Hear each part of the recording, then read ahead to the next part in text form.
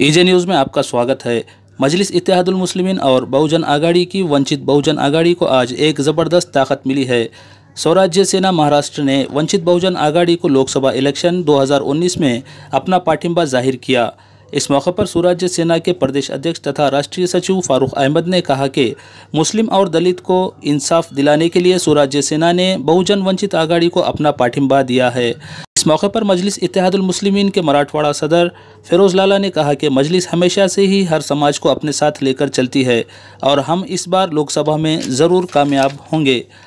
इस अवसर पर वंचित आघाड़ी के नांदेड़ लोकसभा के उम्मीदवार यशपाल भिंगे सर ने कहा कि हम संविधान को खतरा बनने वाली फिरका परस्त सियासी जमात को कभी भी जीत हासिल करने नहीं देंगे और बाला साहब अम्बेडकर, असदुद्दीन अवैसी साहब के हाथ मजबूत करने की हम बात करते हैं।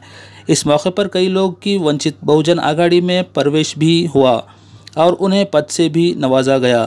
हर दिन अपडेट न्यूज़ के लिए बने रहिए एजे टीवी न्यूज़ लाइव के साथ। Bureau report, AJ news, Nanded. आज स्वराज्य सेनेच्या वतीने एकूण महाराष्ट्रातील परिस्थिती लक्षात घेता सेक्युलर पक्ष काँग्रेस राष्ट्रवादी हे पूर्णतः बीजेपी सोबत मॅनेज झालेले आहेत।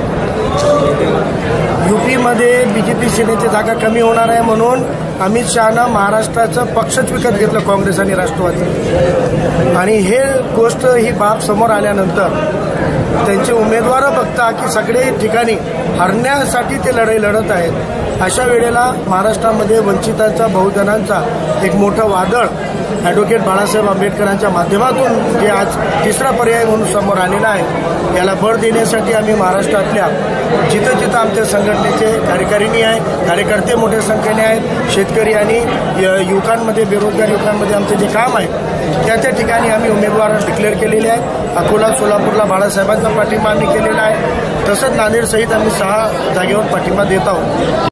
स्वराज्य सेना के महाराष्ट्र प्रदेश कार्याध्यक्ष जनाब फारूक अहमद साहब ने वंचित बहुजन आघाड़ी को यहाँ पर हमको सपोर्ट किया है, समर्थन दिया है।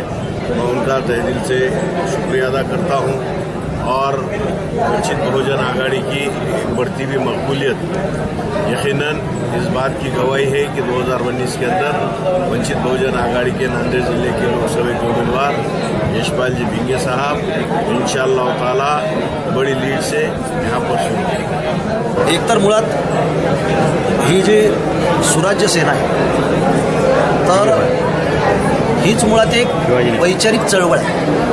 कारण सुभाष वारे हे माझे वैचारिक मित्र आहेत, अनेक वर्षांपासून मी त्यांना ओळखतो। फारूक अहमद हे देखील आमचे वैचारिक मित्र आहेत, चळवळीतील आमचे सहकारी। त्यामुळं असे वैचारिक शक्ती असलेले लोक त्यांच्या एकूण संघटनात्मक शक्तीसह जर आमच्यासोबत जोडले गेले तर निश्चितपणानं वंचित बहुजन आघाडीची ताकद ही वाढणार आहे। शेवटी समान ऊर्जा आणि समान विचारधारा असणारे लोक एकत्रित येणं याला आम्ही अधिक महत्त्व देतो।